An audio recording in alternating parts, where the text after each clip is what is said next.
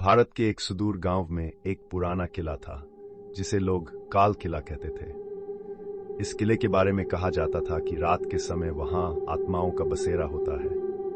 कोई भी सूरज ढलने के बाद उस किले के पास जाने की हिम्मत नहीं करता था। एक बार एक साहसी युवक अर्जुन गांव में आया।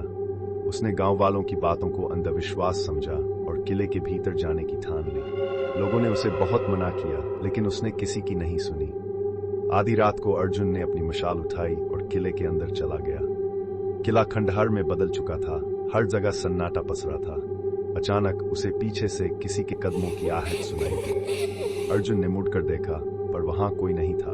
उसकी धड़कनें तेज हो गई, लेकिन वह हिम्मत कर आगे बढ़ता रहा। जैसे ही वह किले के मुख्य हॉल में पहुंचा, उसकी मशाल बुझ गई और चारों ओर अंधेरा छा गया। तभी उसे एक ठंडी हवा का झोंका महसूस हुआ और किसी ने उसके कानों में फुसफुसाते हुए कहा, तुम यहां नहीं आ सकते। अर्जुन ने डरते हुए मुड़कर देखा तो एक धुंधली आकृति उसकी ओर बढ़ रही थी। उसकी आंखें खून जैसी लाल थीं और चेहरा डरावना था। अर्जुन ने भागने की कोशिश की, लेकिन उसके पैर जकड़ गए। वह चीखने की कोशिश कर रहा था, पर आवाज गले में फंस गई। अचानक वह आकृति उसके सामने आकर खड़ी हो गई और उसकी आंखों में देखते ही अर्जुन की सांसें थम गईं। अगले दिन सुबह गांव वालों को किले के बाहर अर्जुन का शरीर मिला।